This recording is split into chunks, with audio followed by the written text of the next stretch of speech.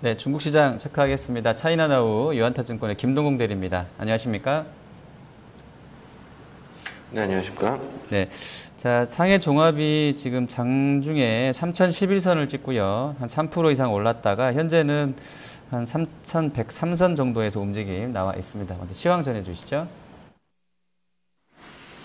네, 오늘 좀 긍정적인 소식들이 좀 많이 상당 부분 좀 준비가 되어 있었음에도 불구하고 좀 약세 출발을 하는 모습들이 보였습니다. 먼저 좀 긍정적인 소식들부터 한번 좀 대략적으로 좀 한번 보면서 이야기를 좀 해보는 것이 좀 좋을 것으로 보여지고 있는데요. 일단 그동안에 중국 시장을 이끌고 올라오던 모멘텀 중 하나였던 것이 국유기업 개혁이었었습니다. 이 국유기업 개혁 심화 관련 지도 의견이 발표를 조만간 할 것이다라는 그런 보도들이 나왔던 것이 첫 번째라고 볼 수가 있을 것 같습니다. 자, 그리고 두 번째, 재정부에서 주식 1년 이상 보유한 사람들에게 배당 소득세를 면제를 해주겠다라는 이야기들이 나오면서 시장의 투매를 이제 조금 진정을 시키려는 흐름들이 일단 좀 나왔었습니다. 그리고 마지막으로 서킷 브레이커 규정을 일단 서킷 브레이커를 이제 좀 시행하기 위해서 사회 의견을 일단 좀 수렴하겠다라는 이제 그런 공고를 일단 좀 내놓는 모습들을 보였습니다. 이런 좀 긍정적인 이슈들이 좀 나오고 있었음에도 불구하고 시장이 좀 하락으로 가게 됐던 배경에는 아무래도 이번 주에 좀 주요 경제 지표들이 일단 좀 발표될 것들이 좀 몇 가지가 있습니다.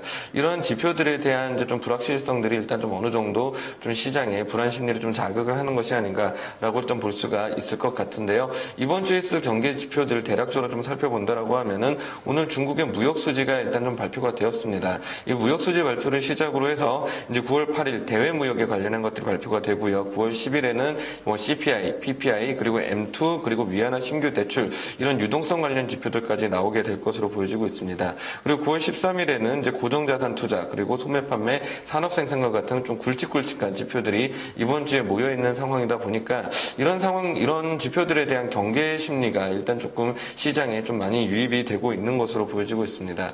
그 같은 흐름들 때문에 오전장 기준으로 상승하고 있는 업종들은 단 세 업종이 좀 그치는 그런 모습들을 좀 보여주었었는데요.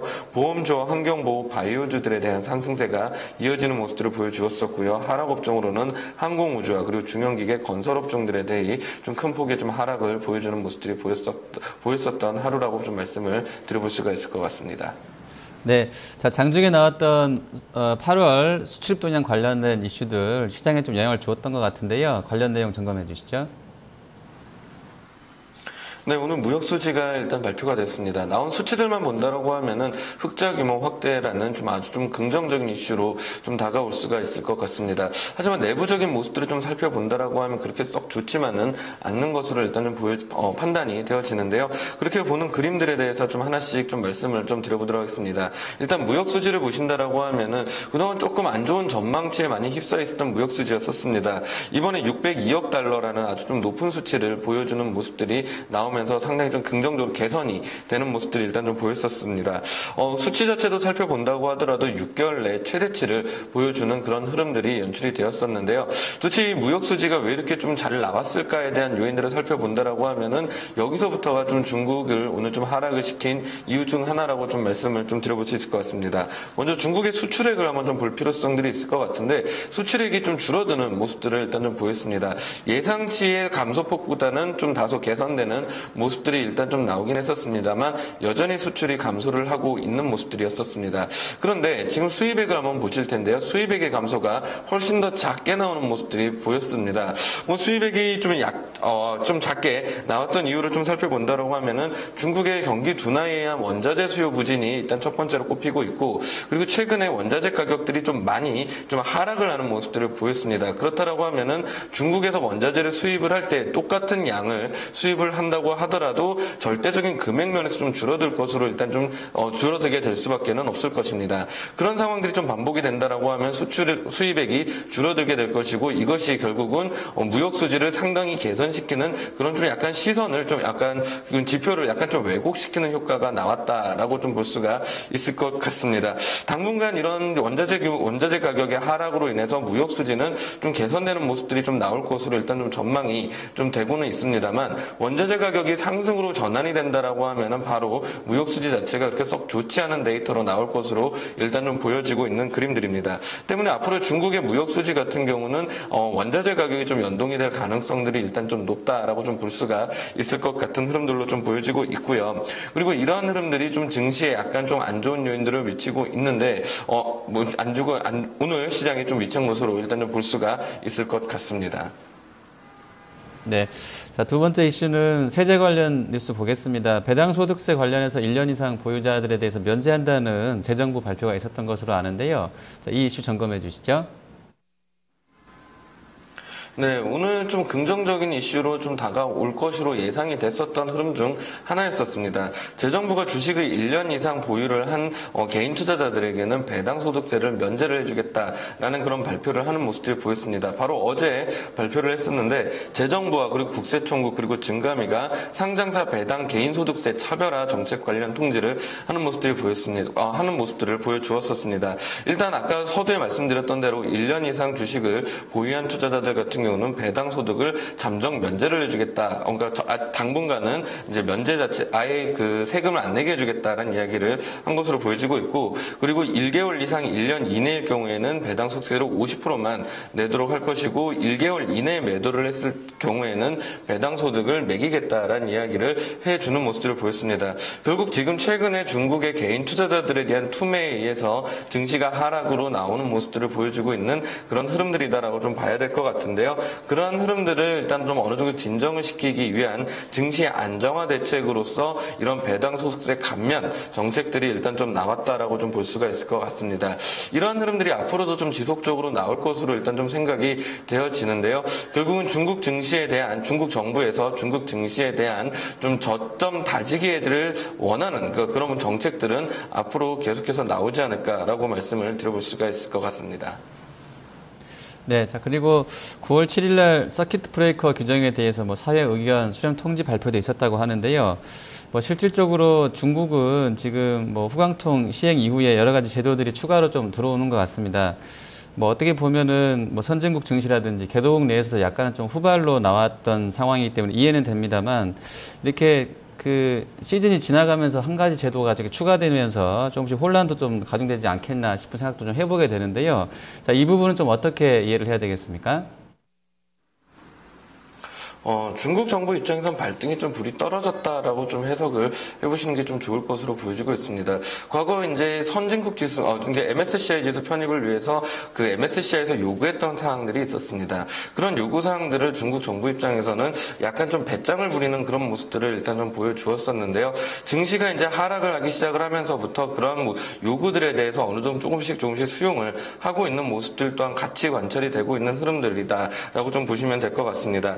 일단 지금 9월 7일 날 발표됐던 서킷 브레이커 관련된 정책에 대해서 한번 좀 살펴본다라고 하면은 일단 9월 21일까지 이제 사회 의견들을 좀 수렴을 하겠다라고 이야기를 하는 모습들을 보였습니다. 통상적으로 중국에서는 관례적으로 한 2주에서 3주 정도 기간 동안에 이런 유예 기간을 두고 사회 의견을 수립한 이후에 유예 기간을 두고 정책들을 발효를 하는 그런 모습들을 일단 좀 보여주었었는데요. 관례와 똑같이 진행이 된다라고 하면은 2, 3주 후, 그러니까 약 9월 21일 이후쯤 되면은요, 9월 1일, 9월 내로는 일단 이 서킷 브레이커 제도를 일단 좀 경험을 할 수가 있지 않을까라고 좀 볼 수가 있을 것 같습니다. 이 제도를 시행하는 배경에는 결국 최근에 중국 시장의 변동폭들이 상당히 좀 크게 나왔었던 것이 첫 번째 이유로 들 수가 있을 것 같은데요. 이번에도 역시 이런 변동폭들을 좀 줄여보겠다라는 정부 차원에서의 노력들이 지금 나오고 있는 것이 아닌가라고 좀 말씀을 드려볼 수 있을 것 같습니다. 어떤 식으로 진행이 될 것인지 세부적인 내역들을 좀 살펴본다라고 하면은 서킷 브레이커 발동 기준 지수는 일단 CSI 300 지수를 기준으로 삼았습니다.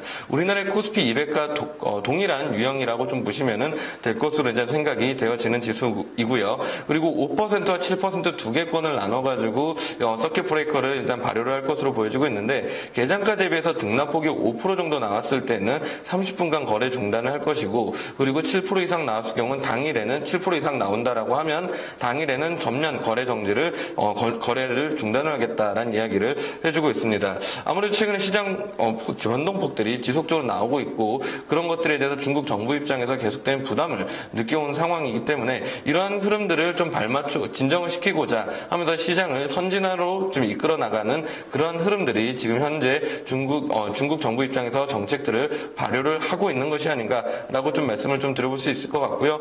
방금 1년 이상 주식 보유자에 대한 배당 소득세를 면제를 해주겠다는 정책과 함께 지속적인 중국 정부 차원에서의 지금 증시 안정화 대책들은 계속해서 나오고 있는 중이다라는 것들을 한번 좀 기억을 해볼 필요성들이 있지 않을까라고 생각이 됩니다. 네, 자, 마감 앞두고 있는데요. 어떤 부분 체크해야 되겠습니까? 네, 기술적인 흐름들을 보면서 같이 좀 이야기를 좀 한번 해보시는 것이 좀 중요할 것으로 생각이 됩니다. 일단 지난 6월 12일 고점을 찍고 난 이후에 지속적인 하락을 일단 좀 보여주고 있었던 그런 구간들이 진행이 되고 있었습니다.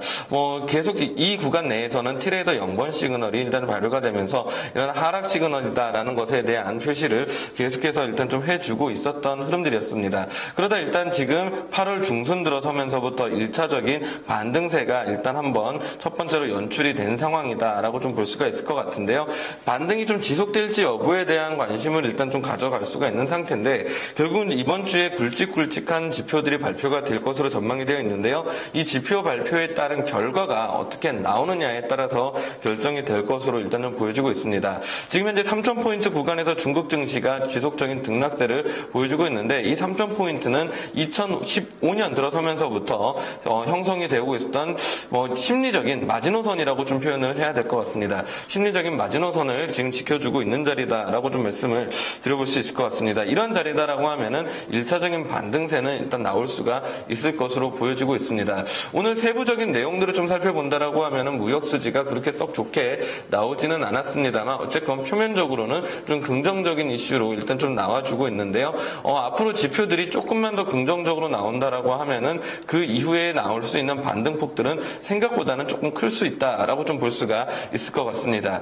지금 현재 아직까지는 이런 음영 구간 지난번 6월 지금 18일 이후에 하락 시그널 속에 아직 갇혀 있는 모습에 갇혀져 있기 때문에 반등 자체는 일단 좀 제한적으로 보고 대응을 하시는 것이 좀 좋을 것으로 보여지고 있습니다. 이러한 구간에서 나오고 있는 것은 어디까지나 반등이라는 점들을 좀 유념을 해보시면 좋을 것 같고요. 이번 주에 지표가 좀 긍정적으로 나오는 것들 그런 모습들에 대한 주목을 좀 한번 해보고 1차 반등에 한번 조금 무게를 두고 좀 시장을 좀 지켜보자는 전략들을 좀 제시를 해드리도록 하겠습니다. 네, 알겠습니다. 오늘 말씀 잘 들었습니다. 네, 감사합니다. 네, 차이나나우 유한타증권 김동공 대리였습니다.